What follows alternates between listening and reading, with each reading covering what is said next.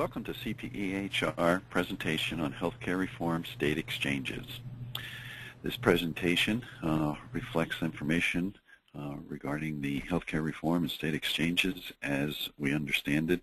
The healthcare reform law continues to go through a number of updates, changes, revisions, guidelines get issued, so we emphasize that employers and individuals really need to monitor updates as they occur, and suggest and encourage you to contact CPE with any questions you have about the healthcare reform and its latest provisions. Today's presentation is focused on the state exchanges. They play an important part in the healthcare reform law, and we're going to go into some detail about what they are and how they function. I like to start a presentation about reviewing some of the key points of the healthcare reform law. And these key points also reflect and connect to the state exchange. The first one is the individual mandate. And this mandate requires U.S. citizens and legal residents to have health insurance or pay a penalty. An important component of the law is the individual requirement that everybody have health insurance. Small employers are not required to offer coverage, and large employers are subject to a mandate that either they provide coverage or they pay penalties beginning in 15. The CPE has developed a series of presentations that touch on how to determine whether you're a large or small employer, what is the large employer mandate, and how does it apply to a large company. Coverage is guaranteed issue starting in January of 14, and the law creates the state-based marketplace called the exchange, which is what we're going to talk about in some detail today. The law also creates premium credits and subsidies for low-income individuals and expands eligibility for Medicaid, an important component of the law.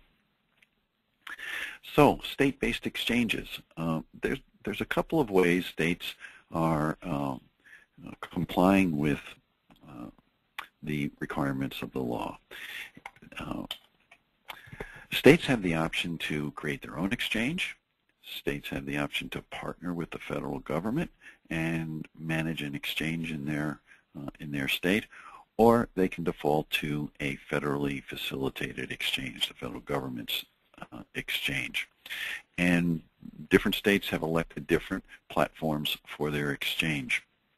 But the objective of the state exchange is to function as a marketplace to shop for health insurance for individuals and small employers less than 50 employees.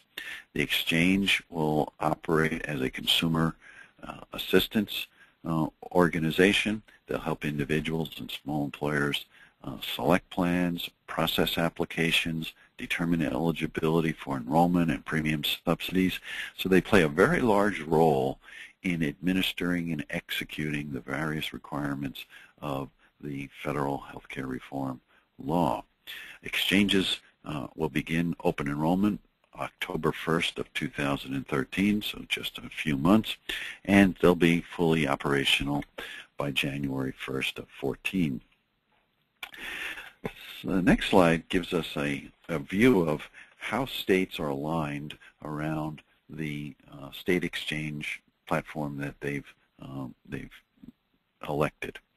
The very dark blue are states that have elected to create and manage their own health insurance marketplace. This includes California, and 16 states and Washington, D.C. have elected this method. California's exchange is up and running, and it's functional, and we'll talk about that as well. The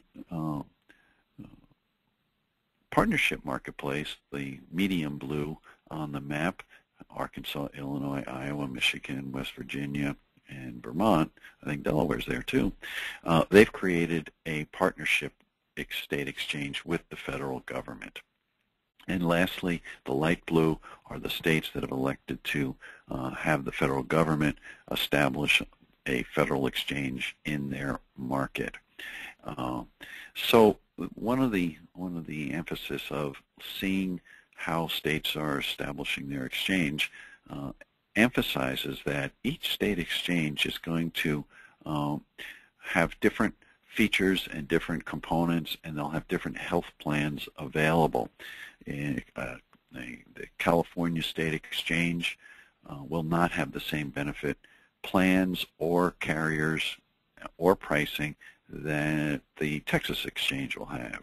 So it's really important for employers that have employees in multiple states to have some basic information about the state exchange in those states so that they can give guidance to employees on where to access information and how to apply for coverage if they're interested.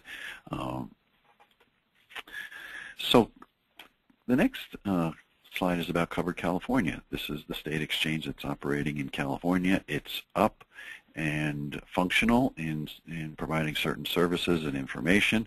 The web site is coveredcalifornia.com, and this state exchange will be the platform that individuals in California use to purchase individual coverage, as well as its second component of the exchange is the small employer exchange, and that's called SHOP, S-H-O-P. The exchange will provide benefit plans and health insurance, access to health insurance plans and pricing based on the metal plans that have been determined by the federal government: bronze, silver, gold, and platinum.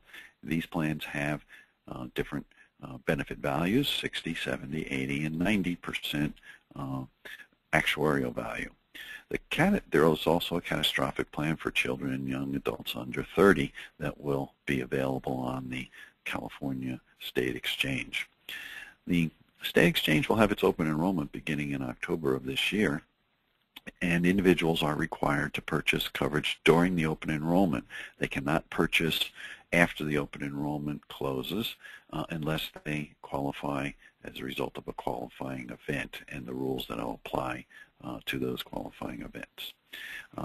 One of the requirements of the healthcare reform law is that employers must provide all employees with a notice of the exchange and detail by October 1st of 2013.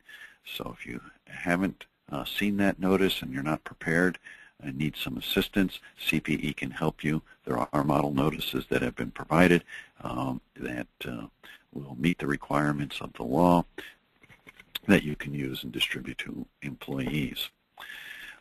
Also want to emphasize that the CPE benefits specialist staff is available to answer questions you have about the state exchanges and also with regard to the healthcare reform overall. On this slide we have each individual's name, email, and phone number, and we encourage you to take some time and contact these individuals if you have any questions. Thank you for listening, and if you have any questions, contact CPE.